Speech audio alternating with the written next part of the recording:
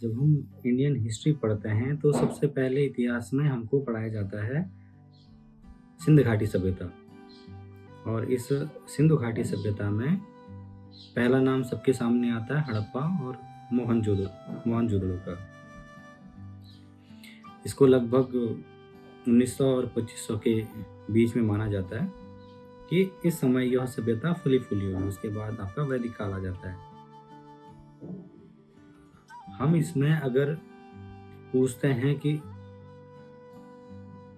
हड़प्पा में लोगों का धर्म क्या था, तो हमें यहाँ पर दो चीज़ें मिलती हैं। एक हमें मिलती है एक मूर्ति मातृ देवी की, जिनको हम कहते हैं, और दूसरा हमको मिलता है इसमें एक सील। उस सील में एक पुरुष योग की आधुनिक मुद्रा में बैठे हुए हैं। उनके पास त्रिशूल है और उनके चारों ओर उनके पीछे से कई जानवर हैं, कई जीव हैं। तो इस सील को नाम दिया गया पशुपति सील। और जो ये योग मुद्रा थी वो पशुपति मुद्रा कहलाई, और ये योग की एडवांस फॉर्म है। वैसे जो हम तो वेस्टर्न इतिहासकारों का ही इतिहास हम मानते हैं। अगर हमारे किसी इतिहासकार ने कुछ लिखा हो तो हम उसको नहीं मानते। अगर हमने लिखा भी है तो हमने उन्हीं को कोट किया है कि उन्होंने ऐसा कहा है। तो हम वेस्ट के लोगों का जो कहा हुआ होता है हम उसको प्रामाणिक मानते हैं। हमारी प्रमाणता वो देते हैं। हम खुद अपनी प्रमाणता इतिहास में कहीं भी नहीं देते हैं और आज तक नहीं दे रहे हैं। उसमें भी एक नैरेटिव के साथ हम इतिहास को लेके चलते हैं। ऐसा ही इसमें हुआ है। इसमें हम जो समय सीमा मानते हैं सिंधु घाटी सभ्यता की, वो 2500 मानते हैं। और उसमें आपको सील दिख रही है, एक आधुनिक शहर दिख रहा है जिसमें ड्रेनेज सिस्टम है, जिसमें स्नानागार हैं, जिसमें आपकी गलियां हैं, रोड है। तो ऐसी आधुनिक सभ्यता को विकसित होने में बहुत समय तो लगा होगा। इसके लिए मुझे लगता है ये 1900 और 2500 का टाइम सही नहीं है। इससे काफ़ी पहले का समय हड़प्पा और मोहनजोदड़ो का रहा होगा। और इसमें भी जो इतिहासकार हैं, हम इंडियन इतिहासकार को नहीं कोट कर रहे हैं यहाँ पे। मैं कह रहा हूँ कि सर जॉन मार्शल ने जो पशुपति सील मिली उसमें ये कहा है कि ये भगवान शिव का प्रारंभिक रूप हो सकता है, क्योंकि यह जो पुरुष है यह त्रिशूल युक्त मुद्रा में है और इसने सिंह का मुकुट पहना हुआ है। अब आप ये देखिए कि हम कैसे एक नैरेटिव बिल्ड करते हैं। हमने एक मूवी देखी जिसमें शायद ऋतिक रोशन हीरो हैं, और उस मूवी का नाम है मोहनजोदारो। तो उस मूवी में जो पशुपति हैं, जो उनके आराध्य हैं, जिनको हम भगवान शिव की प्रारंभिक अवस्था कह रहे हैं ऐतिहासिक रूप से, उन पशुपति को उसमें विलेन दिखाया गया उस मूवीज में। तो अगर कोई फिल्म के माध्यम से इतिहास को जानना चाह रहा है तो पशुपति सील को देख के उसका ध्यान वहाँ आएगा कि तो उस मूवी का महान है जो एक विलेन था। तो हम इस तरह से उस चीज़ का हम नैरेटिव बिल्ड करते हैं, जबकि एक सीरीज कंटिन्यू चली आ रही है श्रुति परंपरा से, दर्शनों की परंपरा से, वैदिक परंपरा से, कि ये कोई भी इंडियन यह बता सकता है कि ये किसके लिए हम कोट कर रहे हैं, हम किसको ये बता रहे हैं, ये किसकी फॉर्म है। इसके अलावा लिंग रूप के पत्थर, और वो भी लिंग रूप जो हम तत्व रूप में जो लिंग देखते हैं, भगवान शिव की लिंग रूप में पूजा करते हैं, जो तत्व रूप में इसकी महत्ता है, वैसा शिवलिंग जैसे हम घरों में पूजा करते हैं नर्मदेश्वर शिवलिंग की, ऐसी शिवलिंग की हमें वहाँ पर प्राप्ति हुई है। तो हम इसको ये कह सकते हैं कि ये भगवान शिव की जो सिंधु घाटी सभ्यता के समय थी वहाँ पर पूजा होती थी, और किसी न किसी रूप में, आदिम रूप में इनकी पूजा उसमें जरूर होती थी। अब इसमें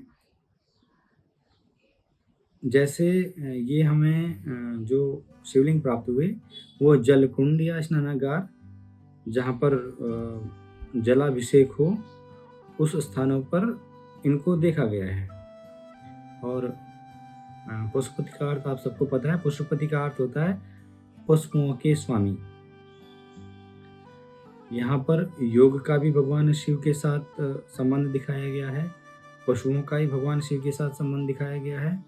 बहुत जगहों पर नंदीश्वर की मूर्ति, बार बार बैल की मूर्ति आपको हड़प्पा सभ्यता में दिखाई देगी। तो यहाँ पर बैल भी बार बार आ रहे हैं। तो ये कहीं ना कहीं लिंक करता है भगवान शिव को किसी न किसी रूप में हड़प्पा और मोहनजोदड़ो अर्थात सिंधु घाटी सभ्यता के लोग पूजते होंगे। और साथ में मातृदेवी की पूजा हो रही है। तो शाक्त और शैव का जो प्रारंभिक जो पूजा का स्रोत है, हम उसको ऐतिहासिक रूप से सिंधु घाटी सभ्यता हम मान सकते हैं। चलो मान लिया सिंधु घाटी की सभ्यता के लोग किसी रूप में शिव की पूजा करते हैं।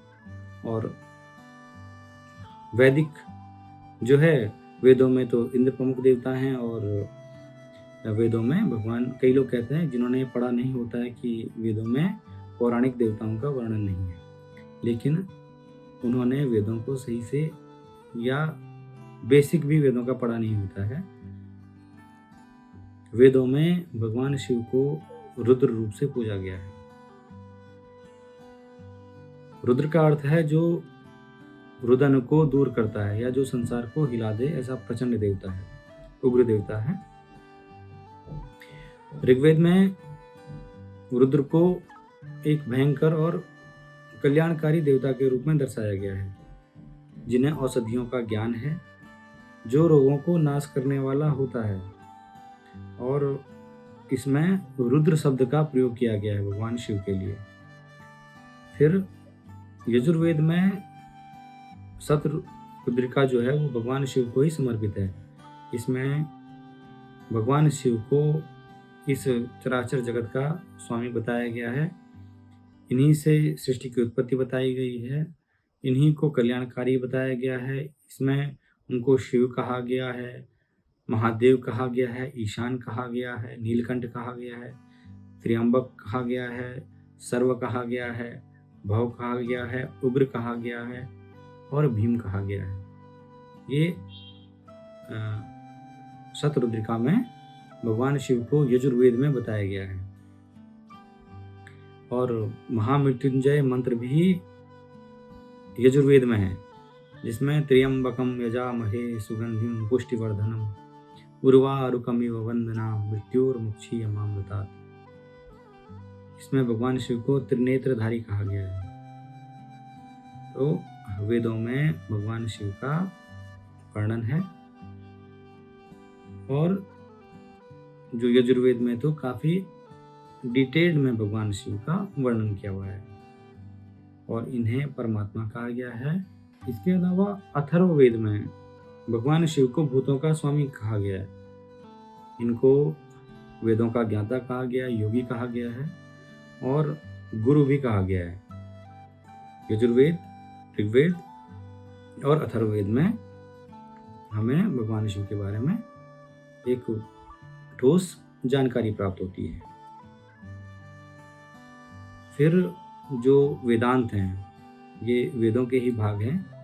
इसमें हम अगर देखें तो श्वेता सतर उपनिषद, इसमें भगवान शिव का सबसे ज़्यादा उल्लेख मिलता है।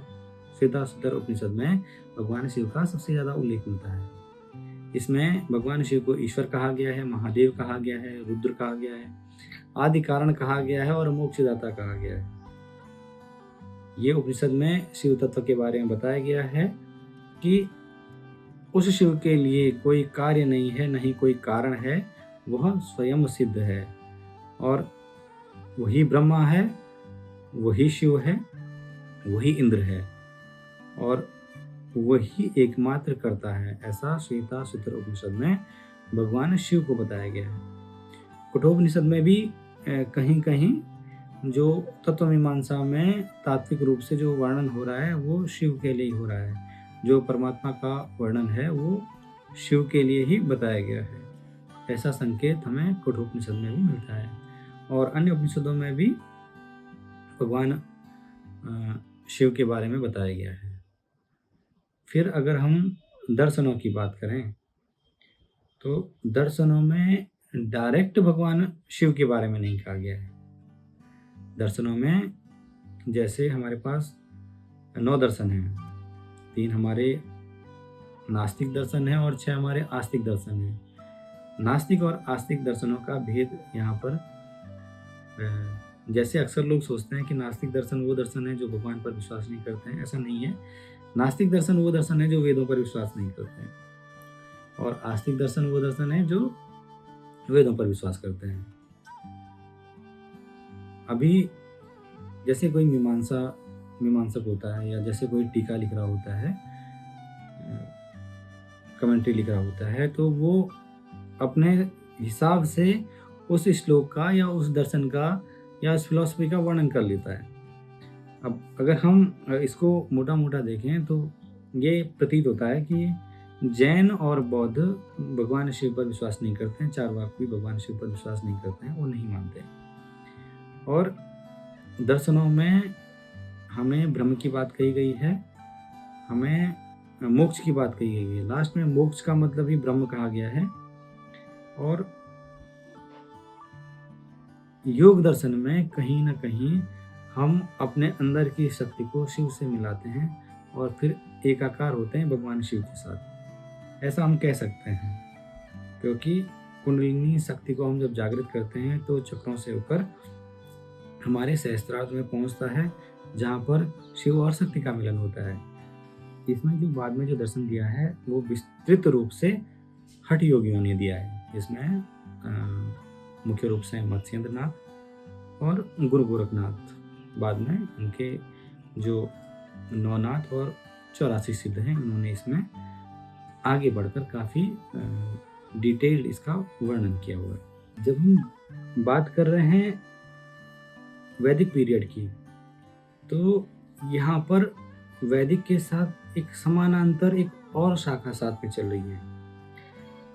वैदिक में हम भगवान शिव की पूजा कर रहे हैं, हम वैदिक काल से पहले भी भगवान शिव की पूजा कर रहे हैं, उसके बाद भी हम शैव दर्शनों के माध्यम से भगवान शिव की पूजा कर रहे हैं, भगवान शिव के तत्व को समझने की कोशिश कर रहे हैं, अलग अलग रूप में अलग अलग दर्शनों के माध्यम से उसकी व्याख्या कर रहे हैं। लेकिन इन सब के साथ साथ एक और परंपरा इसके पैरेलल चल रही है, जिसको हम कहते हैं आगम परंपरा। आगम परंपरा में भगवान शिव बोल रहे हैं और माता शक्ति सुन रही है। माता शक्ति के प्रश्नों को, भैरवी के प्रश्नों को भैरव उत्तर दे रहे हैं। तो ये आगम परंपरा है, इसकी एक अलग पूजा पद्धति है। और जो इसके बाद जो हम अगर शैवों के बारे में जानते हैं तो उन शैवों का आगम परंपरा से और वैदिक परंपरा से दोनों से संबंध है। जैसे हम बात करते हैं अभी हम करते हैं बात जो अर्लीस्ट फॉर्म हमने देखी पाशुपत, जिसमें अभी हम ये सोच रहे हैं कि मानव कबीलों में रह रहा है, उसके पास जानवर हैं, उसको अपने जानवरों की रक्षा करनी है, और स्वयं और जो जानवर हैं उसके आसपास उनकी रक्षा वो देख रहे हैं, कौन करेगा? वो भगवान शिव की तरफ जा रहे हैं और भगवान शिव को पशुपति मान रहे हैं। वो कह रहे हैं आप हम सभी पशुओं के स्वामी हैं। अब जब ये ऐसा मान रहे हैं, इसमें जो उनका दर्शन कहता है पाशुपत दर्शन, इसमें भी विद्वान हुए हैं। वो कहते हैं कि जो पशु है, ये पशु हम सब हैं जो इस धरती पर हम जी रहे हैं, और पति हमारे महादेव हैं, भगवान शिव हैं, और पाश है जो ये माया का बंधन है। तो इनके पशु, पति और जो पास का संबंध है, इसमें ये कहते हैं हमको भक्ति से भगवान शिव के पास जाना है, हमको ये पास हटाना है, ये माया का पास है, इसको हटाना है, और इस पास से हमें भगवान शिव के पास जाएंगे तो हमें पूर्णता का आभास हो जाएगा।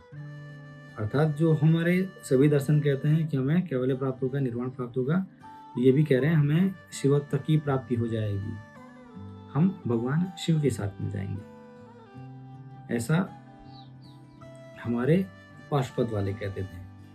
अब इसी का एक फॉर्म निकला था लकुलिश, पाशुपत का ही एक फॉर्म है लकुलिश, और ये बहुत बहुत पुरानी शैव परंपराएं हैं।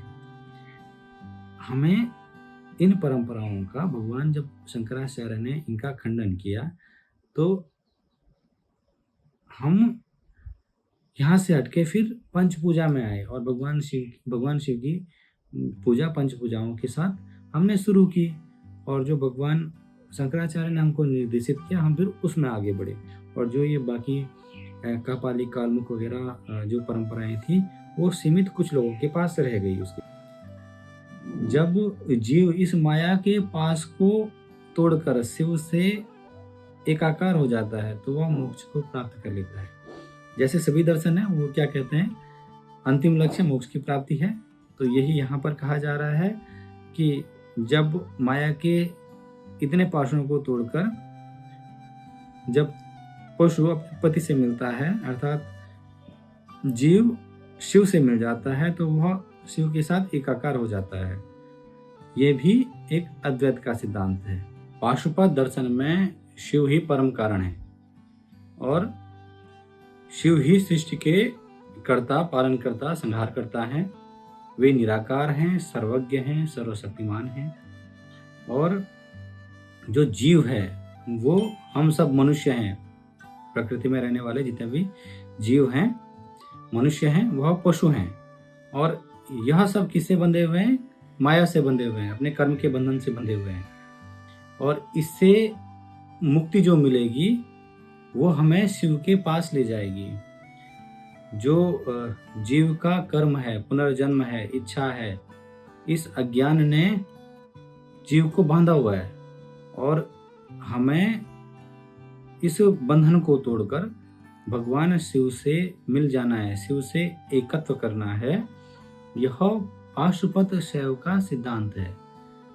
पाशुपत शैव इस मत को बहुत कम लोग अभी मानते हैं, क्योंकि उसके बाद आदि शंकराचार्य के प्रभाव के बाद से जो शैवों के मत थे वो पंच पूजा में आए, क्योंकि भगवान शिव पूजा में स्वीकार्यता है। आप भगवान शिव की पूजा के साथ साथ औरों की भी पूजा कर सकते हैं, क्योंकि आप उनमें भी भगवान शिव देखते हैं। हम क्या कहते हैं कि मैं भी शिव हूँ, आप भी शिव हैं, इस चराचर जगत में भगवान शिव व्याप्त हैं, और जिस आराध्य की तुम पूजा कर रहे हो वो भी शिव हैं। इसलिए हम उन आराध्य को भी उसी तरह से पूजते हैं जैसे हम भगवान शिव को पूजते हैं। अगर हम किसी में, हम कहते हैं ना, सहिष्णुता देखते हैं या हम उनके साथ सामंजस्य बैठाते हैं, वो क्यों बैठाते हैं? क्योंकि हम उनमें भी शिव देख रहे हैं। अगर हम उनमें शिव नहीं देखते तो हम उनके आराध्य की पूजा नहीं करते, हम उनके मत को नहीं मानते। जो शैव मत अगर कोई मान रहा है तो वो सबकी पूजा करेगा और सबको शिव समान ही पूजा करेगा। अगर उनके सामने कोई ये कह रहा है कि देवी श्रेष्ठ है, वो इस बात को समझेगा कि देवी भी तो शिव ही हैं। हाँ बिल्कुल देवी श्रेष्ठ है। कोई कहेगा कि कृष्ण श्रेष्ठ है तो वो ये कहेगा हाँ कृष्ण भी तो शिव ही हैं, शिव ही तो कृष्ण हैं। वो भी उनकी ऐसी ही पूजा करेगा। और जैसे अब अगर हम अब्राहमक रिलीजन वालों को भी देखते हैं तो उसके अंदर भी वही भाव होगा कि वो भी शिव है और मैं भी शिव हूँ, हम एक ही शिव की पूजा कर रहे हैं। तो ये सब अद्वैत का जो सिद्धांत है ये इसी के कारण है। ऐसा ही जो पाशुपत दर्शन में है ये भी ये कह रहा है कि हमें शिव से एकाकार होना है, ये भी हमें अद्वैत होना है, हमें एक हो जाना है।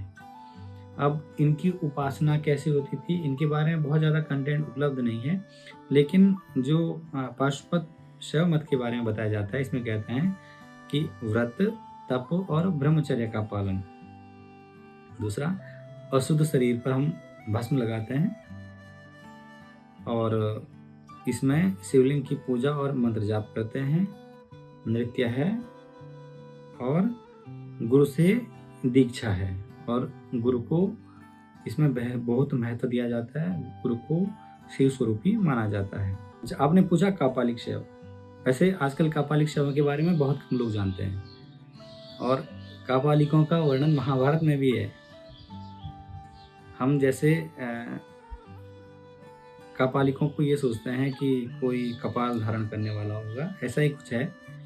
कापालिक शैव वो साधक होते हैं जो भगवान शिव के भैरव और काल भैरव रूप को पूजते हैं, इसके उग्र रूप में उपासना करते हैं और इसकी उपासना अधिकतर कहाँ होती है? शमशान में होती है। आपको कापालिक सिर्फ अभी शमशान में ही मिलेंगे। ये कपाल अर्थात खोपड़ी धारण करते हैं और उसी खोपड़ी में ये खाना खाते हैं। कापालिक साधु का जो पात्र होता है वो खोपड़ी होता है, मानव खोपड़ी ही होता है। ये आगमिक पूजा करते हैं, कुछ वामक तंत्रों की पूजा करते हैं, उस माध्यम से पूजा करते हैं। उनके उपास्य देव भैरव होते हैं या काल भैरव होते हैं और ये तंत्र में भगवान शिव के तंत्र रूप में भगवान शिव की पूजा करते हैं। शरीर पर भस्म पहनते हैं। कापालिकों का उल्लेख बौद्ध साहित्य में भी है और इनका खंडन किया था आदिगुरु शंकराचार्य जी ने। उसके बाद से कापालिक बहुत सीमित हो गई और ये सिर्फ शमशानों में ही कुछ रूप में रहते हैं। गुरु शिष्य परंपरा से ये आज भी चलते हैं। आपको काशी में कुछ कापालिक मिल जाएंगे या फिर कहीं हिमालय में कोई आपको कापालिक कभी मिल सकता है, लेकिन ऐसा जैसे सामाजिक रूप से हम कहीं पर रहते हैं तो यहाँ पर आपको आज के समय में कापालिक नहीं मिलेंगे। ये जो संप्रदाय है हमारे समाज से अलग रहता है और सामाजिक नियमों का पालन नहीं करता है। ये अक्सर गलत समझे जाते हैं, लेकिन ऐसा है नहीं। इनका मुख्य रूप से ये समझते हैं कि ये मृत्यु के भय से पहले स्वयं को किनारे करते हैं, फिर ये समाज नहीं देखते हैं, इनको उससे भी कोई मतलब नहीं होता है। इनको सिर्फ और सिर्फ भगवान शिव के भैरव और काल भैरव के रूप से मतलब होता है। ये कापालिक शैव जब धीरे धीरे शैवों की अन्य शाखाएं आई तो इसके साथ साथ ये बाद में विलुप्त हो गया था।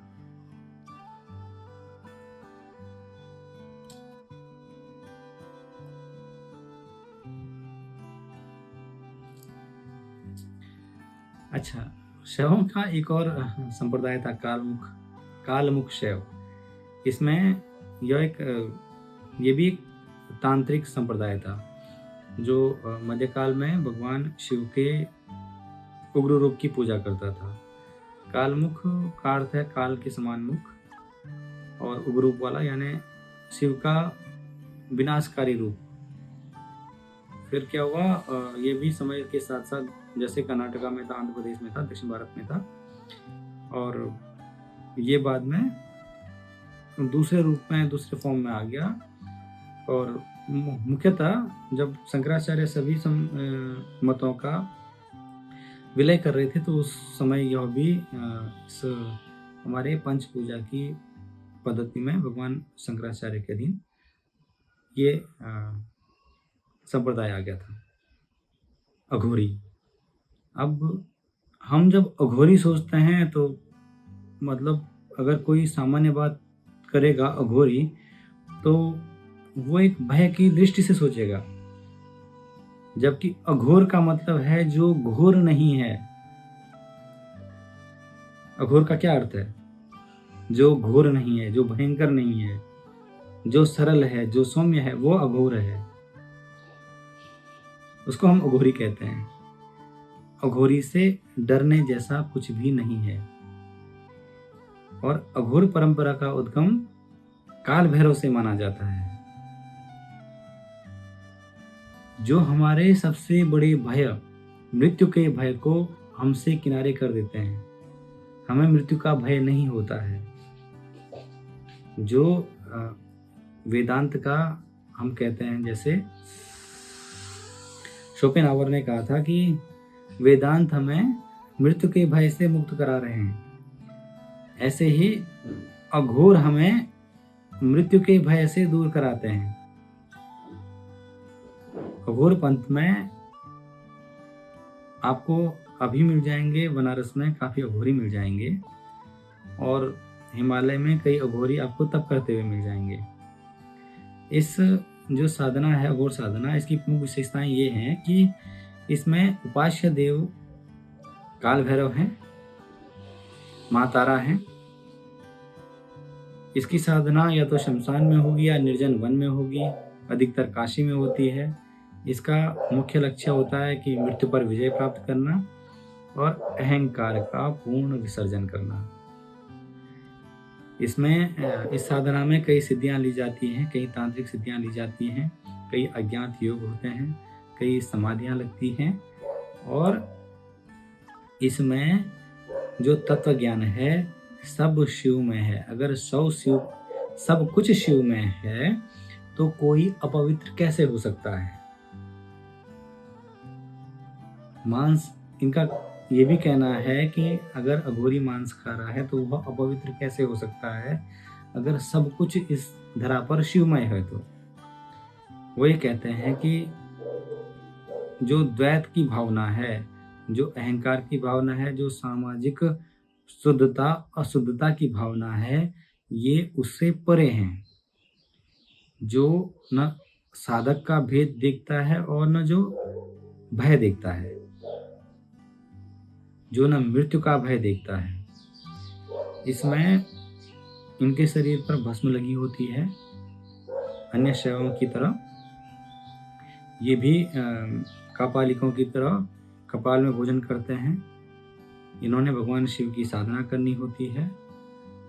ये पंचमकार में विश्वास करते हैं। इनसे पार पाना होता है। मांस, मद्य, मैथुन, मुद्रा, मत्स्य, इनसे उनको पार पाना होता है और ये समाज से दूर होते हैं। लेकिन ये आंतरिक रूप से बहुत करुणामय होते हैं। प्रसिद्ध, आपने अगर अघोरी किसी साधु का नाम सुना होगा तो वो होगा, जैसे काशी के थे बाबा कीनाराम, तो काशी के प्रसिद्ध अघोरी साधु थे। फिर एक बाबा अवधूत राम भी बड़े अघोरी हुए हैं। तो अधिकतर जो हमें ज्ञात अघोरी हैं वो हमें, जो अधिकतर ज्ञात अघोरी होते हैं वो हमें काशी में ही मिलते हैं। और काशी को अघोर पीठ भी कहा जाता है अघोरियों का।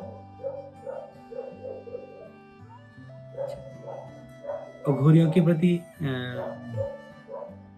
क्या भ्रांतियां होती हैं? अक्सर अघोरियों के प्रति लोगों की भ्रांतियां होती हैं कि अघोरी तांत्रिक हैं। अघोरी तांत्रिक होते हैं परंतु उनका मुख्य उद्देश्य आध्यात्मिक मुक्ति होता है।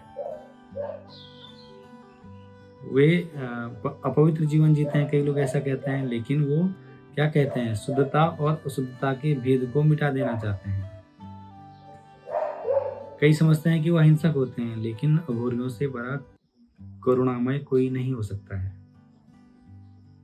वो तो सब में देख रहे हैं, हर शुद्ध में तो देख ही रहे हैं, अशुद्ध चीज, अपवित्र चीज में भी भगवान शिव को देख रहे हैं। तो अघोरी मतलब जो अघोर, जो घोर नहीं है, जो भयंकर नहीं है, वह अघोरी है।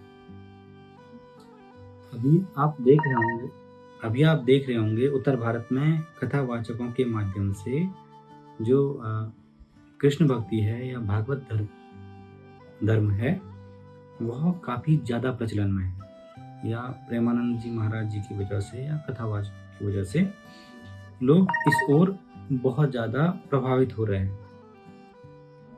अब आप तत्व मीमांसा की दृष्टि से देखेंगे, मेटाफिजिक्स की दृष्टि से देखेंगे, तो बहुत सारे अंग्रेज स्कॉलर किस भारतीय दर्शन पर बात कर रहे हैं? वो बात कर रहे हैं कश्मीरी शैव दर्शन पर। अभी आप कश्मीरी शैव दर्शन के बारे में जानना चाहेंगे तो आपको किसी भी इंडियंस की डिटेल नहीं मिलेंगे। आपको जितने भी शोध मिलेंगे उसमें 90% शोध वेस्टर्न स्कॉलर्स के होंगे। और YouTube पर, यहाँ तक कि YouTube पर भी जो प्रतिविज्ञा दर्शन के बारे में बता रहा होगा वो कोई आपको अंग्रेज मिलेगा या जर्मन मिलेगा। अच्छा, जैसे फ्राइड बात करते हैं कि एक अनकॉन्शियस माइंड होता है, जो 90% होता है। और ऐसे ही प्रतिविज्ञा दर्शन में कहा गया है कि एक हमारी जो शक्ति होती है, जो आभासी होती है, जो दिखाई नहीं देती है, वही डार्क मैटर और डार्क एनर्जी वाली बात, ये सब जो बातें हैं ये मेल खाती हैं कश्मीरी शैव सिद्धांत से। अच्छा, पश्चिम के विद्वान कश्मीरी शैव सिद्धांत के पीछे क्यों हैं? क्योंकि जो फ्रॉइड का सिद्धांत है वो 90% अनकॉन्शियस माइंड वाला, या फिर अभी का जो मैटर चल रहा है डार्क एनर्जी डार्क मैटर वाला, जिसको हम देख ही नहीं पा रहे हैं लेकिन वो है और बहुत ज़्यादा है, उसके बीज कहाँ मिलते हैं? उसके बीज मिलते हैं इनको कश्मीरी शैव दर्शन में। इसकी जो तत्व मीमांसा, इसका जो मेटाफिजिक्स है, इसका बीज कहीं ना कहीं इनको कश्मीरी शैव दर्शन में मिल रहा है। इसमें कहते हैं हम कि रियलाइजेशन, हमें स्वयं का एहसास दोबारा होता है।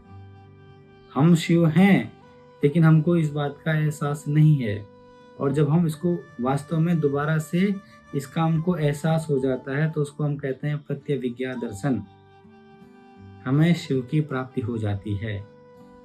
ये एक बहुत बहुत अच्छा दर्शन है। इसमें शिव क्या है? चेतना है। शिव कोई मूर्त रूप नहीं है। कश्मीरी शैव दर्शन के अनुसार शिव एक चेतना है जो सृष्टि, स्थिति और संहार के मूल कारण है। इसका जो मुख्य दर्शन है कहता है कि शिव क्या है?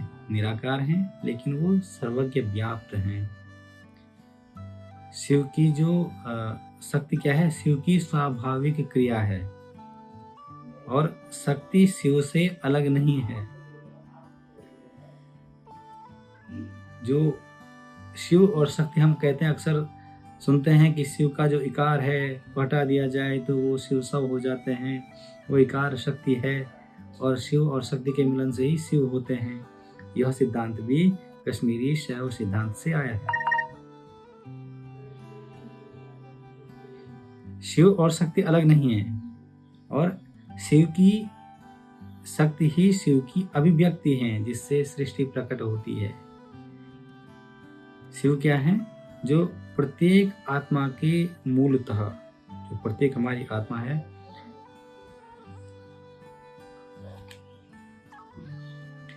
जो हमारी आत्मा है वह शिव ही है। और मैं शिव हूं जब इसका बोध हो जाता है तो वही मुक्ति है। जब आप स्वयं में शिव के दर्शन कर लेते हैं तो वही आपकी मुक्ति है। इसको कहते हैं हम रिकॉग्निशन, प्रत्यविज्ञा। जब जीव अपनी मूल पहचान को पुनः पहचानता है। मैंने अभी बताया कि रियलाइजेशन की स्थिति जब आ जाती है। अब इसका सार कैसे प्राप्त होंगे? तो इसके लिए शिव सूत्र हैं। शिव सूत्र कहाँ से प्राप्त हुए?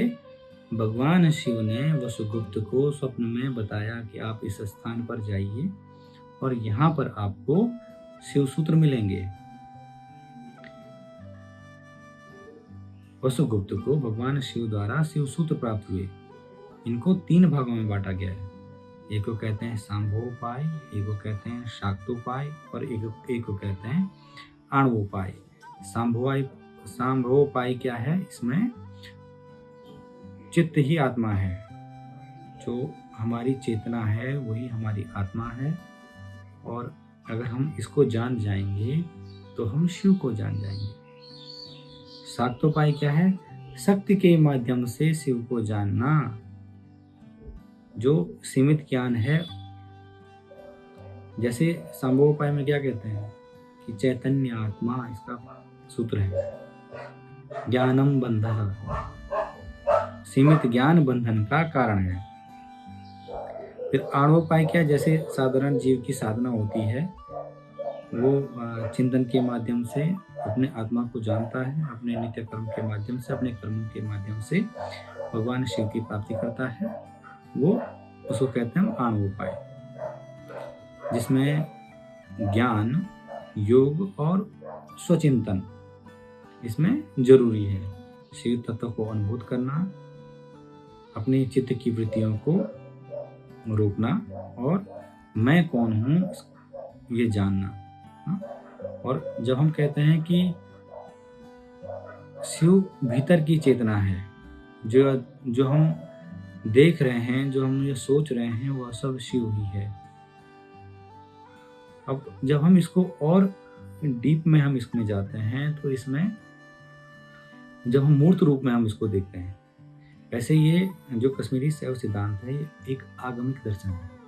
ये आगमों पर आधारित है और इसमें सतत प्रयास होता रहा और इस सतत प्रयास में वसुगुप्त से लेकर ये पहुंचा अभिनव गुप्त तक। और अभिनव गुप्त एक ऐसे विद्वान हुए हैं, ऐसे शैव आचार्य हुए हैं जिन्होंने हर विधा में पारंगत हासिल की है। मतलब अगर हम कहते हैं कि अगर काव्य में बहुत बड़ा नाम बताओ तो हम अभिनव गुप्त बता सकते हैं। अगर कोई पूछे तो तंत्र में सबसे बड़ा नाम बताओ तो हम अभिनव गुप्त कह सकते हैं। हम कहते हैं कि दर्शन में सबसे बड़ा नाम बताओ तो हम अभिनव गुप्त कह सकते हैं। तीनों में हम गलत नहीं हो सकते हैं, क्योंकि अभिनव गुप्त इस स्तर के विद्वान हैं। इन्होंने तंत्रालोक लिखा। आज के समय में भी तंत्र का सबसे बड़ा ग्रंथ तंत्रालोक ही है। जब हम तंत्र की बात करते हैं तो तंत्र मतलब व्यवस्था होता है। तांत्रिक सोचते हैं कि कोई काले कपड़ों वाला होगा जो काला जादू करेगा, ऐसा तांत्रिक होगा, क्योंकि हमारे लोगों ने हमारे मन में ऐसा बैठा दिया गया है और इसकी जानकारी हमको नहीं है। तंत्र का अर्थ होता है व्यवस्था, जैसे लोकतंत्र, जैसे राजतंत्र, वैसे ही तंत्र व्यवस्थाएं। आगमों को हम तंत्र भी कहते हैं। आगमों में कैसे मंदिर निर्माण हो इस बात का भी वर्णन होता है। जीवन कैसे जीना चाहिए इस बात का भी वर्णन होता है। तो प्रामाणिक तंत्र बहुत कम है और कुछ तंत्र जैसे जो वाम तंत्र होते हैं उसमें साधक को इंस्टेंट उसका रिजल्ट मिल जाता है, जिस वजह से कई लोगों ने उस पर फोकस करना शुरू किया। और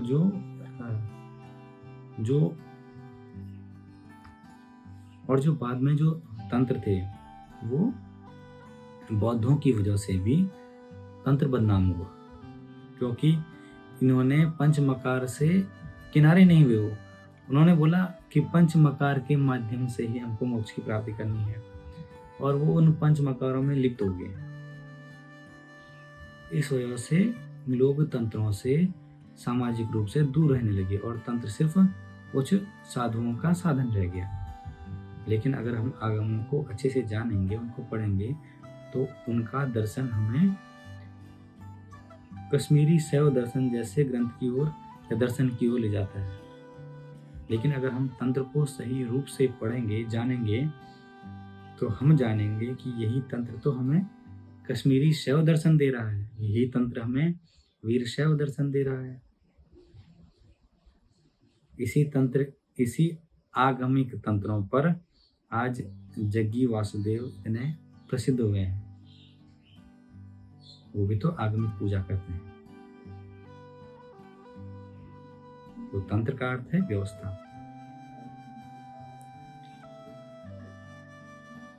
हम कहाँ थे? कश्मीरी शैव दर्शन पर। अच्छा, कश्मीरी शैव दर्शन में एक ग्रंथ है विज्ञान भैरव तंत्र।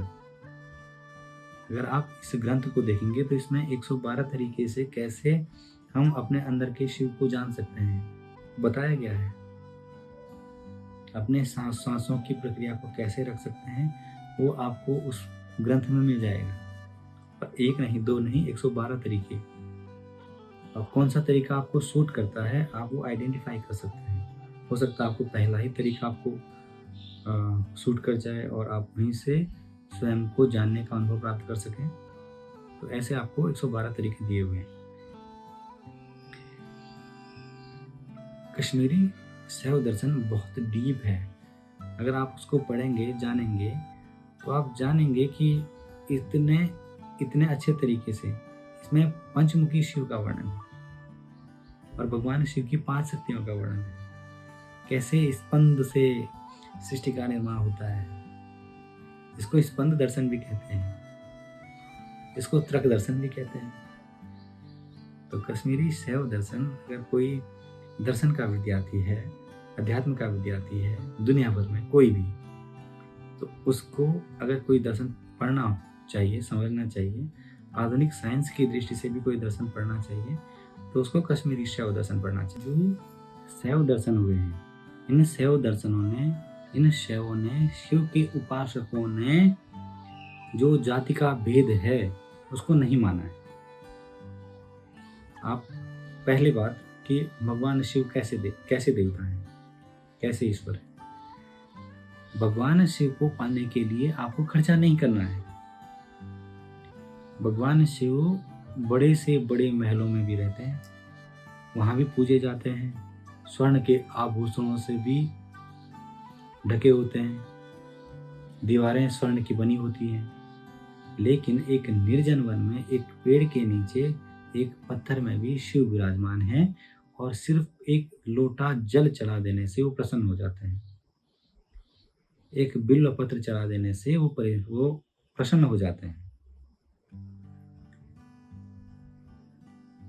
आपको देवता के श्रृंगार के लिए कुछ खर्चा नहीं करना है, कुछ चढ़ावा नहीं चढ़ाना है, कुछ विशेष भोग नहीं चढ़ाना है।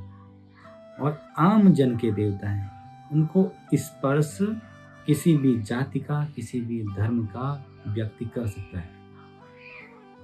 वो स्पर्श से भी बंधे नहीं है कि इसी जाति का, इसी धर्म का ब्राह्मण या कोई और इनकी पूजा करेगा या स्पर्श करेगा। तो इसका परिणाम ये है कि एक सर्वे कराया गया जिसमें ये पता लगा कि भारत में जो मंदिर हैं उसमें जो परसेंटेज ऑफ शिवा टेम्पल है वो बाकी टेम्पल की अपेक्षा 20-30% अधिक है, उत्तर से लेकर और दक्षिण तक। आपको हर गली कूचे में भगवान शिव का एक मंदिर जरूर मिलेगा। निर्जन वन में भगवान शिव का एक शिवलिंग आपको जरूर मिलेगा।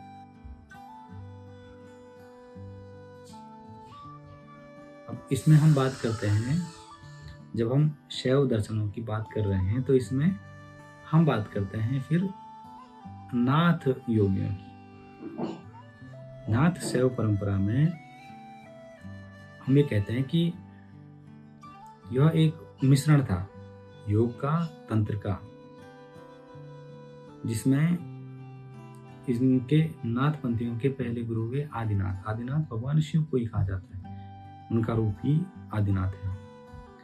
यह एक योग प्रधान शैव संप्रदाय है और इसी मत में आज जो नाथपंथियों का सबसे बड़ा जो मठ है वो गोरक्षपीठ है। और नाथपंथियों के सबसे बड़े इसमें गुरु को ही शिव का रूप माना जाता है। जैसे आदिनाथ के बाद मत्स्येंद्रनाथ हुए, उनको भी शिव का रूप माना, और मत्स्येंद्रनाथ के बाद गुरु गोरखनाथ हुए, उनको भी भगवान शिव का रूप माना गया है। नाथ का अर्थ होता है स्वामी या ईश्वर, है ना। इनको नाथ योगी या महायोगी कहा जाता है, नाथ संप्रदाय के योगियों को। ये मैंने बताया आदिनाथ जो हैं वो प्रथम योगी हैं और उनके बाद से मच्छेंद्रनाथ या मत्स्येंद्रनाथ, उसके बाद गोरखनाथ। गोरखनाथ नाथ पंथ के सबसे बड़े योगी हैं, सबसे प्रसिद्ध योगी हैं और इस मत के सबसे बड़े प्रचारक भी गुरु गोरखनाथ हैं। इसमें हठ योग, राजयोग और तंत्र का मिश्रण है जो नाथ संप्रदाय है। इसमें जाति का भेद नहीं है, कोई भी जाति का व्यक्ति नाथपंथी योगी बन सकता है।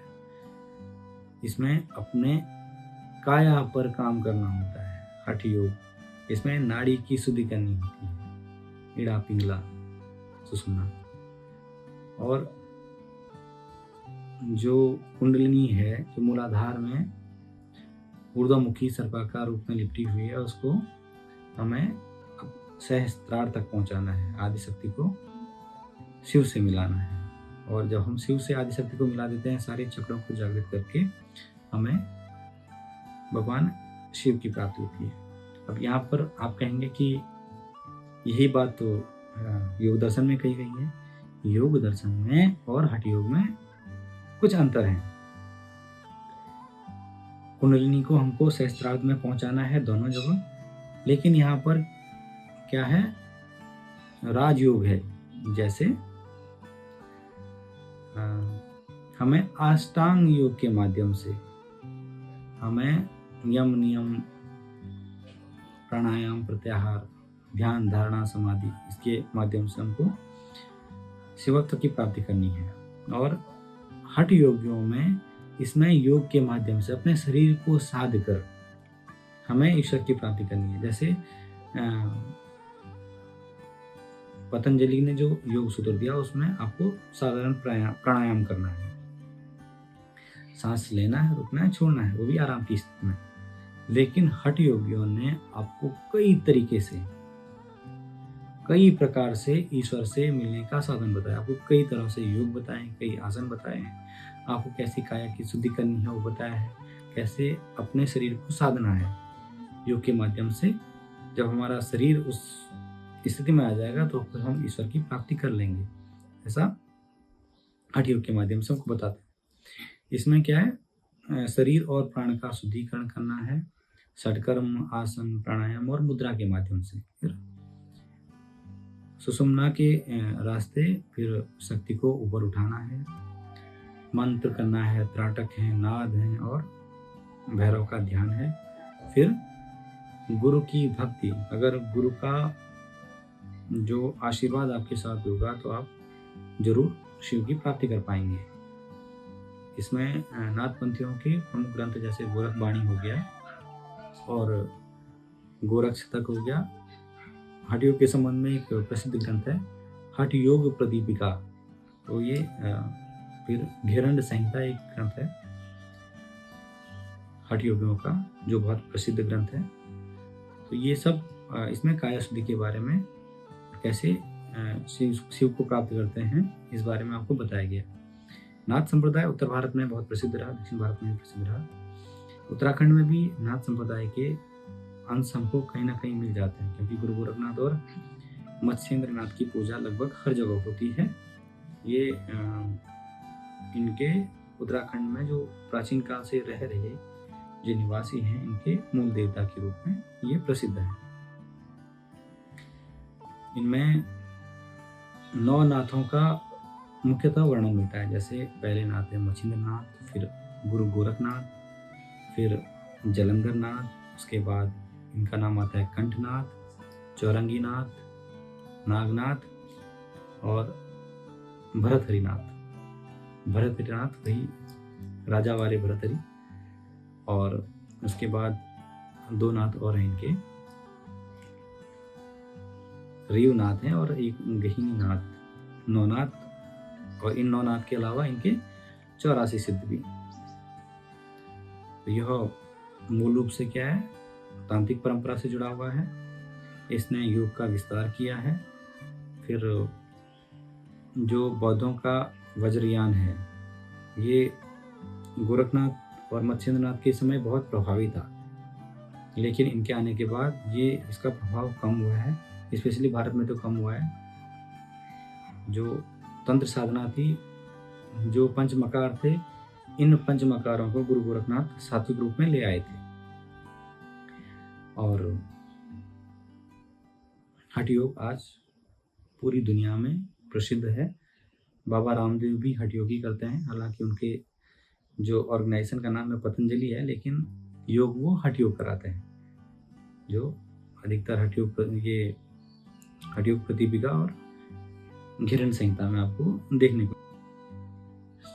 शैवों का एक बहुत बड़ा दर्शन है जिसको हम कहते हैं वीर शैव दर्शन। और शैवों में आज के आधुनिक समय में भी जो हमें कश्मीरी देव दर्शन मानने वाले कोई नहीं मिलेगा, बहुत कम लोग मिलेंगे। कापालिक बहुत कम मिलेंगे, ना के बराबर। कालमुख ना के बराबर। पाशुपत विलुप्ति हैं। अगर हम प्राचीन शैवों की परंपरा को देखें तो उनमें से हमें पाशुपत नहीं मिलेंगे, कापालिक नहीं मिलेंगे, कालमुख नहीं मिलेंगे, हमें लवकुश नहीं मिलेंगे। कश्मीरी शैव दर्शन को अपने जीवन में रखने वाले लोग नहीं मिलेंगे। आज के समय में अगर हमको कोई शैव मिलेगा जो शैव परंपरा में पूजा कर रहा है तो वो मिलेगा दक्षिण में वीरशैव। और ये प्राचीन काल से अभी तक इसी परंपरा में चले आ रहे हैं। इनकी पूजा परंपरा को आदिगुरु शंकराचार्य ने भी नहीं बदला। जो शैव मत है, इनके अधिकतर जो मत हैं वो शंकराचार्य जी में विलय हो गए। उन्होंने उनकी बात को माना और पंच पूजा के माध्यम से इन्होंने अपना मत छोड़ दिया, क्योंकि वही वाली बात कि सब में शिव है तो हम शिव को ब्रह्म मान रहे हैं, जगत मिथ्या है, हमारा सारा दर्शन यही कह रहा है। लवकुश भी यही कह रहे थे, पाशुपत भी यही कह रहे थे और कश्मीरी भी यही कह रहे हैं। जब सब यही कह रहे हैं, शंकराचार्य भी यही कह रहे हैं। अगर शंकराचार्य के इस मत में पूरे देश को हम एकीकृत कर रहे हैं तो हम इस रूप में भगवान शिव की पूजा कर लेंगे। लेकिन अगर हम यहाँ से अगर हम दूसरे मतों में देखें तो शंकराचार्य जी के काफी समय बाद जो भक्ति आंदोलन हुआ, जो राम और कृष्ण की भक्ति का आंदोलन हुआ, उनसे कई सारे जो मत निकले हैं वो पूजा करते हैं। यहाँ भी भगवान शिव की हम पूजा करते हैं। लेकिन जो प्राचीन मत हैं अगर उनमें हम बात करें तो उसमें वीरशैव ही आज के समय में और नाथपंथी ही, जो ये दो पंथ हैं जो पूर्ण रूप से भगवान शिव की उसी रूप में पूजा कर रहे हैं। वीरशैव आगमों पर आधारित संप्रदाय है। ये नाथपंथी भी कहीं ना कहीं योग और तंत्र आगम पर आधारित ये एक दर्शन है। वीरशैव, अभी आप वीरशैव को जैसे हम बात करते हैं तो एक शब्द आ जाता है लिंगायत। तो अभी हम थोड़ा लिंगायत को अलग कर देते हैं। अभी हम बात कर रहे हैं वीरशैवों की। वीरशैव ये एक बहुत प्राचीन मत है और इन्होंने सबसे पहले एक परंपरा शुरू की, मठों की परंपरा शुरू की। और इनके 5 मठ हैं। इनके 5 मठों में इनके शिवाचार्य होते हैं जिनको शिव स्वरूप माना जाता है। जैसे इनके मठ हैं, केदार मठ है, काशी है। काशी में जंगमवाड़ी मठ एक बहुत प्राचीन मठ है, 3री-4वीं सदी का मठ है। वो लोग उससे पुराना कहते हैं लेकिन ऐतिहासिक रूप से उसको 3री-4वीं सदी का मठ माना जाता है। श्रृंगेरी है, उज्जैन है।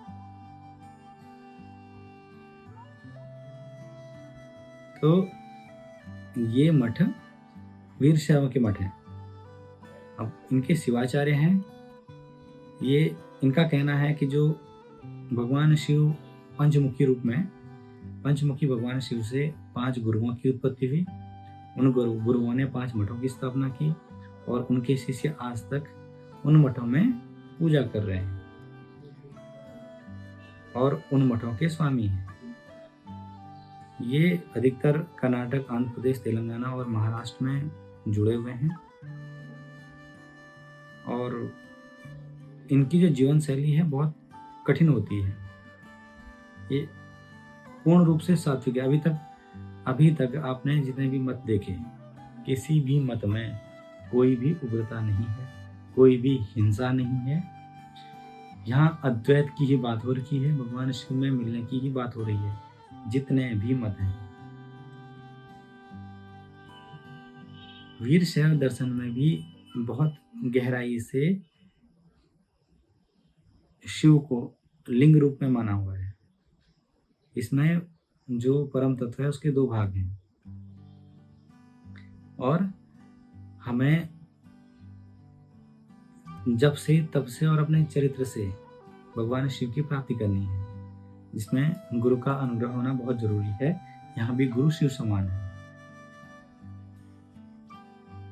जैसे अगर हम कश्मीरी शैव दर्शन और वीर शैव दर्शन की बात कर रहे हैं, तो अगर हम इनके तत्व मीमांसा में जाएंगे तो बहुत गहराई से इसमें आगे जाना पड़ेगा और इनके बारे में बहुत डीप समझना पड़ेगा, कैसे हम ईश्वर की प्राप्ति करते हैं इन दर्शनों के माध्यम से। और यहाँ तो आप वीर शैव में तो आप दीक्षा भी ले सकते हैं। अभी आपको ऐसे गुरु मिल जाएंगे और गुरु का मार्ग कौन देगा आपको? भगवान शिव ही देंगे। इनमें इनके पुरोहित होते हैं, इनको हम जंगम कहते हैं, जो इनके गुरु होते हैं वीर शैव में।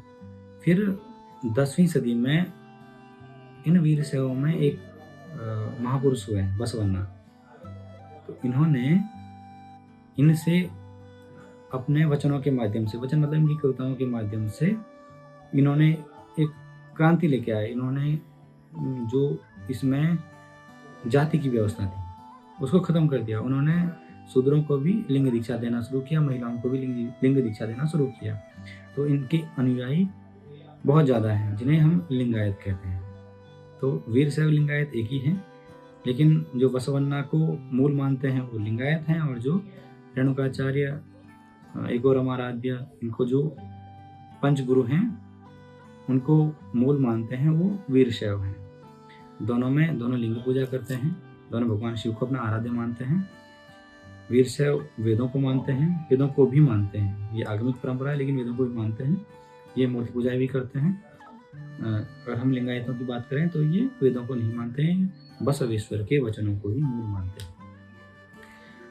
जो बातें आगमों में कही गई हैं, जो बातें वेदांतों में कही गई हैं, वही बातें बहुत साधारण और कविताओं के माध्यम से जन जन तक जिसने पहुंचाया है वो बसवन्ना है, इसलिए उनकी स्वीकार्यता ज़्यादा हुई है। इन्होंने जाति प्रथा, अंधविश्वास और अधर्म के खिलाफ जो आंदोलन किया उसका उनको फायदा मिला।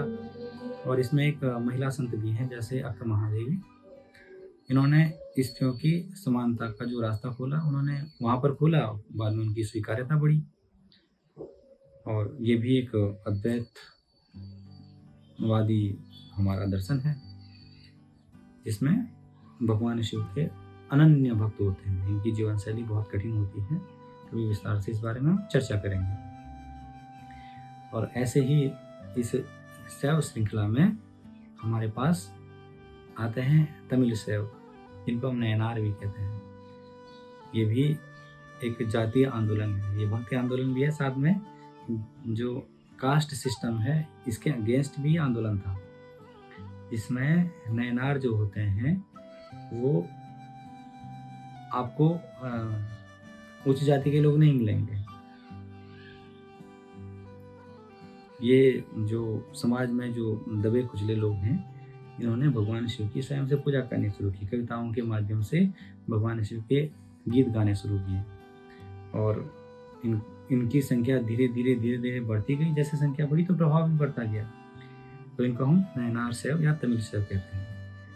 तो भगवान शिव की स्वीकार्यता कश्मीर से कन्याकुमारी तक और गुजरात से लेकर नॉर्थ ईस्ट तक कहीं भी और अलग अलग रूप में। और दूसरी बात, लिंग रूप में स्वीकार्यता आपकी हड़प्पा मोहनजोदाड़ो से लेकर अभी तक। तो भगवान शिव एक सर्व स्वीकार्य देवता है, एक सभी में समन्वय रखने वाले देवता हैं और सभी के द्वारा पूजे जाने वाले हैं। कोई भी पूज सकता है, किसी का कोई अतिरिक्त खर्चा नहीं होता है। एक लोटे जल से प्रसन्न हो जाते हैं, एक बिल्वपत्र से प्रसन्न हो जाते हैं। तो आपको बहुत ज़्यादा खर्चा नहीं करना पड़ता है, बहुत ज़्यादा विग्रह पर खर्चा नहीं करना है। आपको बस अपने अंदर, और इसके बाद अगर आप मूर्त रूप में नहीं देख रहे हैं, मूर्त रूप में पूजा नहीं कर रहे हैं, तो आपको स्वयं के अंदर उनको एहसास करना है।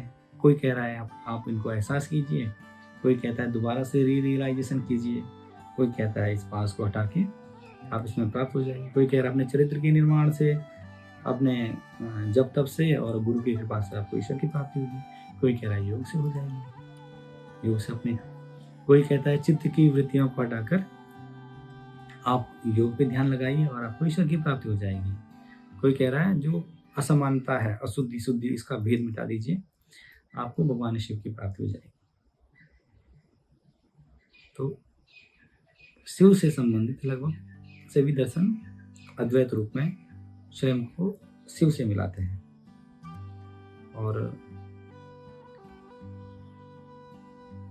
इसीलिए हम कहते हैं कि शिवोहम या अहम ब्रह्मास्मि, इसका जब भाव आ जाता है तो व्यक्ति शिवमय हो जाता है।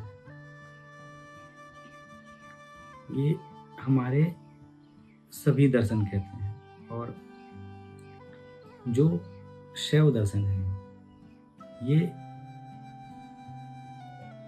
लगभग सभी अद्वैत रूप में है, जिसमें तत्वमीमांसा की दृष्टि से देखें तो आज जैसे योग है, योग बहुत महत्वपूर्ण दर्शन है, पूरी दुनिया उसको फॉलो कर रही है। और कश्मीरी शैव दर्शन जो वेस्टर्न वर्ल्ड के स्कॉलर जिस दर्शन के पीछे लगे हुए हैं, ऐसे ही जो वीर शैव दर्शन है वो अभी राजनीतिक रूप से सक्रिय है, लेकिन आध्यात्मिक रूप से अभी वो जिस स्थिति में था उसी स्थिति में है। वो उसकी तत्व मीमांसा पर ज़्यादा विवेचना नहीं कर रहे हैं। हो सकता है कर रहे हों, लेकिन उसके अधिकतर ग्रंथ आपको कन्नड़ में मिलेंगे, अंग्रेजी या हिंदी में बहुत कम है। तो अगर उस पर आपको उसमें अधिक जानना है या कश्मीरी शैव दर्शन में अधिक जानना है तो आप उसमें आगे बढ़ सकते हैं, क्योंकि ये प्रामाणिक रूप से अभी हमारे पास भारत में उपलब्ध हैं ये दोनों दर्शन। इसके अलावा भी भगवान शिव को कई रूपों में पूजा जाता है। फिर अगर हम पुराणों की बात करते हैं तो हम अब जहाँ भी हम पूज रहे हैं वो पौराणिक रूप में पूज रहे हैं, एक परिवार के साथ पूज रहे हैं। अभी हमने सिर्फ तत्वमीमांसा और ऐतिहासिक रूप से बात की है, लेकिन अगर हम पौराणिक रूप से और पारिवारिक रूप से बात करें तो हम पूरे भारत में हम इसी रूप में भगवान शिव को पूजा कर रहे हैं। तो एक कभी समाप्त न होने वाला ये एक डिस्कशन है भगवान शिव के बारे में, जिसमें पुष्पदंत नहीं कहते हैं कि असित गिरि समम स्यात् कज्जलम सिंधु पात्रे, कि यह पूरा समुद्र अगर स्याही हो और पूरे धरा के पेड़ अगर लेखनी हो और मैं माँ शारदा स्वयं अगर भगवान शिव के बारे में लिखें तो भी ये पूरा नहीं लिख पाएंगे। तो इसी बात पर हम इस शैव दर्शनों की छोटी सी विवेचना को समाप्त कर सकते हैं। मेरे साथ बंधे रहने के लिए आपका धन्यवाद। हर हर महादेव। ओम नमः शिवाय।